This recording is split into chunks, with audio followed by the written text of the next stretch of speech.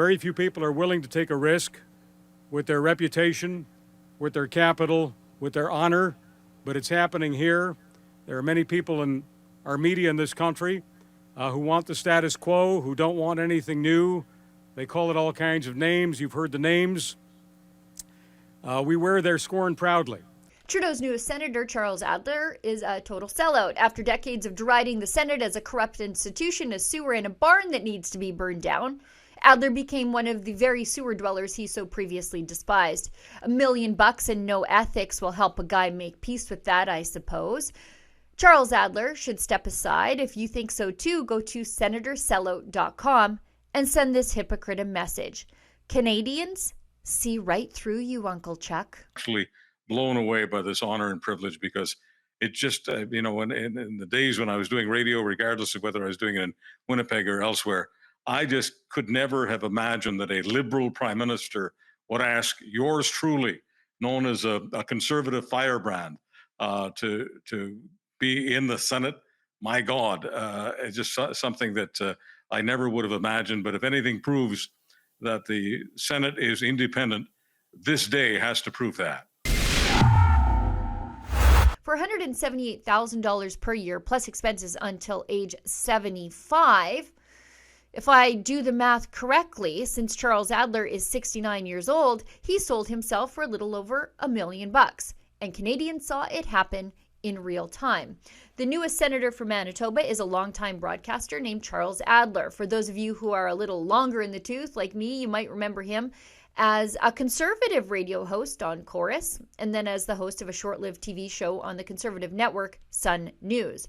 But most recently, he's been a podcaster and, as the trajectory goes for so many, a born-again, vicious, left-wing radical. Because Adler followed the money, and he thought Canadians were stupid enough to think that his progressive costume was sincere and something more than a cynical attempt to chase some sweet government cash. But, I'm a free enterprise people that we are, and I'm thinking, why am I not on with my free enterprise partner? I mean, I realize that the whack jobs, the right-wing whack jobs want to call us socialists and all the rest of it, but I mean, every small business person that we've ever done business with in Alberta or elsewhere knows that that's a crock of shit. Well, if in the next 5 years, because I've only got 5 years, it's a very, very short term, because I turned 70 in just a couple of weeks, Catherine. So 75, I'm out, okay? Like I'm thrown out the door 5 years from now. If in the next 5 years, I can be instrumental in getting the Senate to be equal, effective, and elected, I'll be the happiest conservative camper in Canada. I turned myself into a tool of Jason Kenney. And once again, I'm sorry about that. And those tweets that you're looking at, that's precisely what you're looking at. And so I am partially responsible for everything else that I'm not happy with as far as how movement conservatism is. Okay, but I feel like I've got blood on my hands. Well, I was conned. I allowed myself to be conned back. And look, the most important, as you know from my whole life, my most important issue is equality. Because of his long and storied career in broadcasting, we've got plenty of proof of Charles Adler's previous opinions on the very things he trumpets now. And we can also track the timeline. You can almost nearly line up his conversion to Trudeau apologist tack dog to the announcement of Trudeau's $500 million bailout to the media in 2019. Because by early 2020, Adler was a full-on Trudeau fanboy. Let's go through some of his greatest hits. Let's start with the big one. Adler called the Senate a sewer, a barn that needs to be burned down, and a whole lot more. Take a listen to this. The Canadian Senate is a sewer that needs to be terminated. The Senate is a watchdog. A watchdog guards you. The Senate isn't guarding you any more than the wolf is guarding the sheep. #political predator.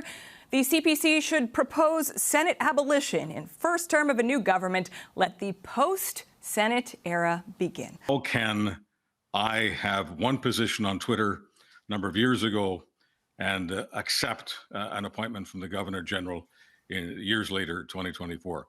It's actually not that complicated in my mind.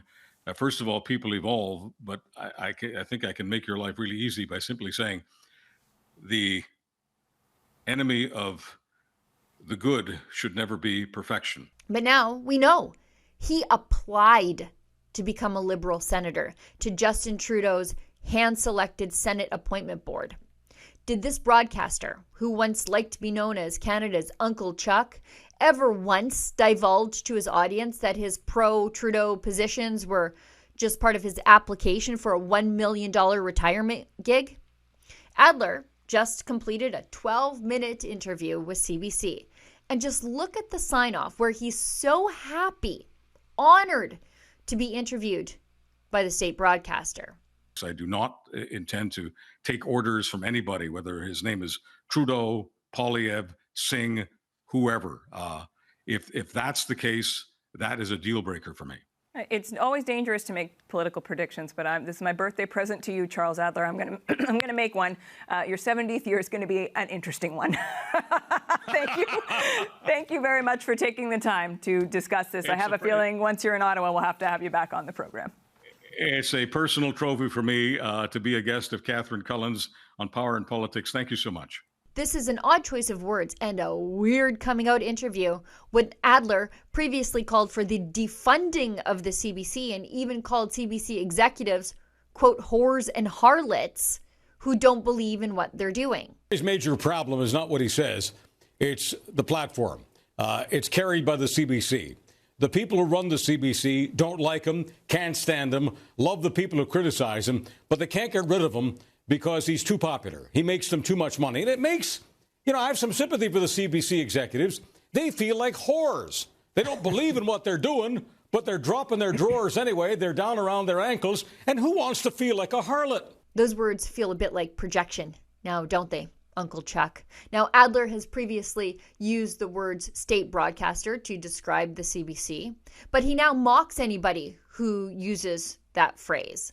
Adler has been vicious about the Freedom Convoy, calling the single largest human rights demonstration in Canadian history, the convoy that converged on Ottawa in the winter of 2022, an orgy of knuckleheads. He also called the anti-mandate demonstration an AstroTurf protest by, quote, 1,000-acre grain producers, who, according to him, were masquerading as truckers for the hot tub party. Adler called the truckers protesting for freedom in Ottawa, quote, grifters, though he's the one who just took $1 million patronage appointment from Justin Trudeau while never divulging his application for it. Adler said the Freedom Convoy was about, quote, disabling democracy to boost white supremacy, even though the demonstration was led by a Métis grandma named Tamara Leach. And speaking of Tamara Leach, who led the Freedom Convoy, Adler doesn't like her so much either. Adler previously said that it would be distasteful to call the Fort McMurray wildfire climate change, but he now says you're an idiot if you don't call the Maui wildfire climate change.